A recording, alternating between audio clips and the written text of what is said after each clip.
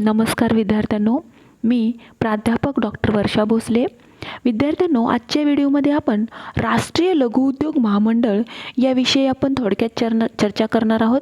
तर या राष्ट्रीय लघु उद्योग महामंडळाची कार्य कोणती आहेत, त्यांची संघटनात्मक उभारणी कशा पद्धतीची झालेली आहे, किंवा महामंडळाच्या विविध योजना कोणकोणत्या आहेत, त्याच्यामध्ये कोणकोणत्या योजनांचा समावेश केलेला आहे, नंतर त्याचे कामकाज कशा पद्धतीनं चालतं, हे आपण इथं या व्हिडिओमध्ये आज पाहणार आहोत.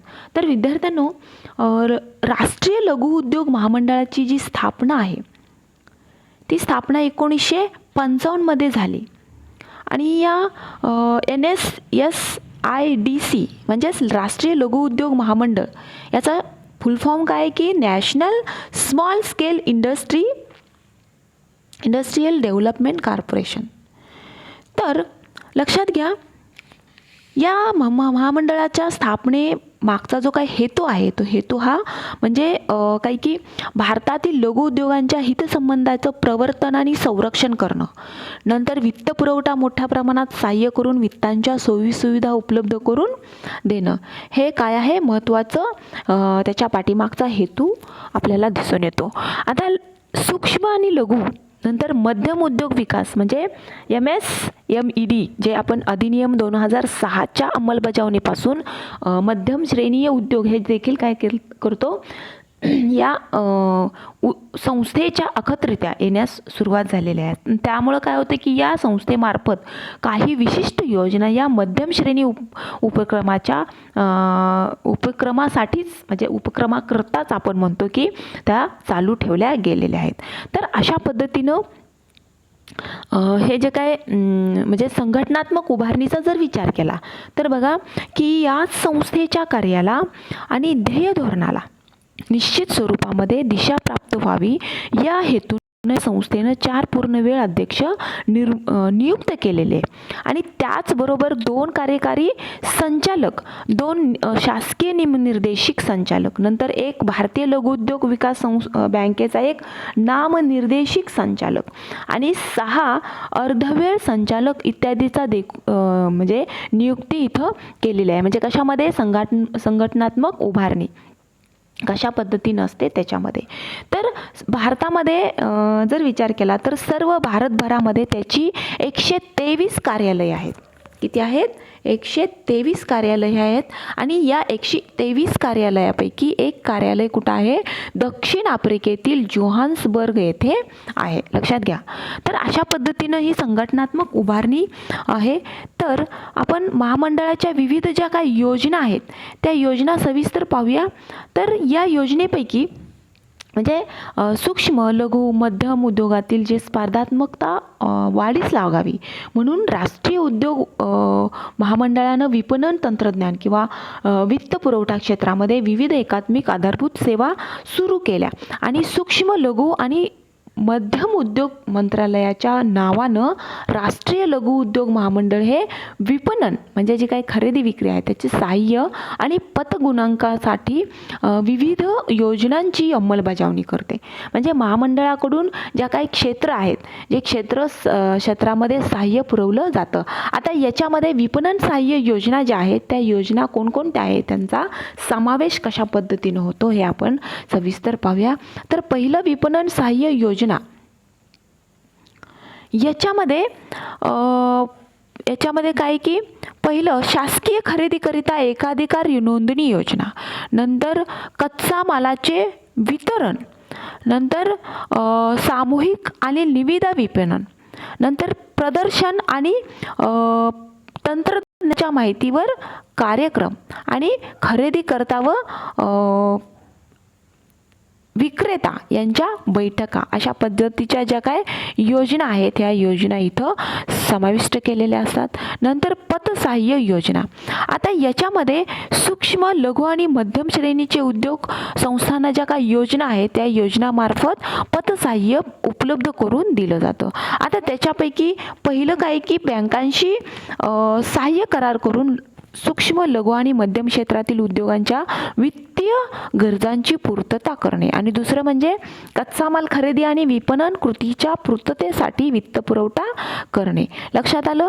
आता आधारभूत सेवा आधारभूत सेवामध्ये या संस्थांद्वारे राबवण्यात येणाऱ्या आधारभूत सेवा आहेत. त्या आधारभूत सेवा काय आहेत की पहिली आधारभूत सेवा काय आहे की पत गुणांकन आणि कपात म्हणजे कामगिरी ही योजना याचा समावेश केला जातो.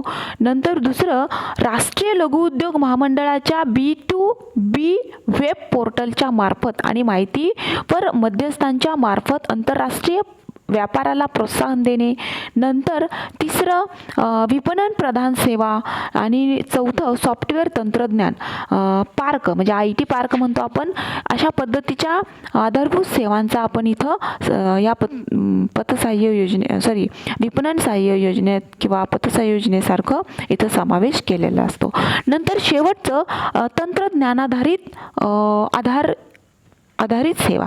आता राष्ट्रीय लघु उद्योग महामंडळामार्फत राबवल्या जाणाऱ्या ज्या काही तंत्रज्ञानाधारित सेवा आहेत त्या सेवा आपण याच्यामध्ये कोणकोणत्या असू शकतात की पहिली अशी आहे की विविध तांत्रिक साधने आणि उद्योजकता यामध्ये प्रशिक्षण देणं. दुसरी सर्वसाधारण सुविधा सेवा. तिसरी सांगू शकतो की साधन सामग्री चाचणी सुविधा. चौथी लघु उद्योगांच्या स्थापनेसाठी NSSIC प्रशिक्षण तसेच सहाय्य केंद्राची निर्मिती करणे अशा पद्धतीचा समावेश इथं केलेला आहे. आणि पाचवा असं सांगू शकतो की ई-लर्निंग सेंटरची स्थापना करणे. तर अशा पद्धतीनं जे काही तंत्रज्ञान म्हणजे टेक्नॉलॉजीच्या जे काही टेक्नॉलॉजी सर्व्हिसेस आहेत त्या सर्व्हिसेसचा इथं आपण समावेश केलेला आहे. तर अशा पद्धतीनं इथं वेगवेगळ्या योजनांचा समावेश केलेला आहे. तर विद्यार्थ्यांना आपण महामंडळाच्या विविध योजना पाहिलेल्या आहेत. तर राष्ट्रीय लघु उद्योग महामंडळाची जी कार्य आहेत त्या कार्यांचा थोडक्यात आपण आढावा घेऊया. तर राष्ट्रीय लघु उद्योग महामंडळाचं प्रमुख कार्यालय कुठं आहे? दिल्ली येथे आहे. कुठे? दिल्ली. तर नवी दिल्ली, मुंबई, कलकत्ता आणि मद्रास या शहरामध्ये 4 क्षेत्रीय कार्यालये समाविष्ट झालेले आहेत आणि संपूर्ण देशातील महत्त्वाच्या शहरामध्ये 11 शाखीय कार्यालये देखील स्थापन केलेली आहेत. म्हणजे लघु श्रेणीतील उद्योगांना प्रोत्साहन दिले जावे या हेतूने या संस्थांद्वारे मोठ्या प्रमाणावर सेवा उपलब्ध करून दिल्या जातात. म्हणजे राष्ट्रीय उद्योग महामंडळाची प्रमुख कार्य काय आहेत ते आपण इथं पाहणारच आहोत. तर पहिलं काय आहे? पहिलं कार्य उद्योगांच्या उभारणीसाठी आवश्यक असणारी यंत्रसामुग्री खरेदी करण्यासाठी वित्तीय सहाय्य उपलब्ध करून देणे. दुसरं कार्य असं सांगतो की भाडे तत्वावर आधारित विविध साधने उपलब्ध करून देणे. तिसरं लघु श्रेणीतील उद्योजक उत्पादनाला विपणन म्हणजे खरेदी विक्री सहाय्य करणे. नंतर चौथं लघु उद्योगांच्या उत्पादन निर्यातीला प्रेरणा देणे आणि मदत करणे. नंतर पुढचं कार्य असं सांगू शकतो की पाचवं लघु उद्योग कार्यातील किंवा क्षेत्रातील विविध कौशल्य धारण करणाऱ्या कर्मचाऱ्यांना प्रशिक्षणाची सोय उपलब्ध करून देणे. म्हणजे जे काय विविध कौशल्य जे अंगीकृत कौशल्य आहेत जी आपण स्किल म्हणतो त्याला ती धारण करणारे जे काही कर्मचारी आहेत त्यांना प्रशिक्षणाची सोय उपलब्ध करून देणे. नंतर 6वं उद्योजकांच्या आधुनिकीकरणासाठी आणि तंत्रज्ञानाच्या अद्ययावतीकरणासाठी विकासासाठी मदत करणे.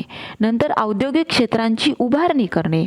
नंतर महत्त्वाच्या आणि आवश्यक कच्च्या मालाच्या मोठ्या प्रमाणावर खरेदी करून विविध लघु उद्योगात त्यांचं काय केलं जातं? वितरण करणं. आणि शेवटचा मुद्दा असा आहे की विविध अन्य विकसनशील देशामध्ये लघु श्रेणी उद्योगांची उभारणी करणे. तर अशा पद्धतीनं देशातील उद्योजकता आणि औद्योगिक विकासामध्ये राष्ट्रीय लघु उद्योग महामंडळ हे महत्त्वाची भूमिका बजावते. तर अशा पद्धतीनं आपण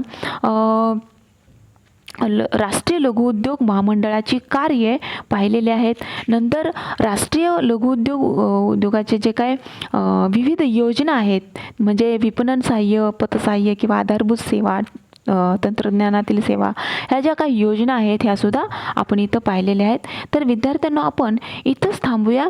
नेक्स्ट व्हिडिओमध्ये आपण नवीन मुद्द्याचा जरूर विचार करूया.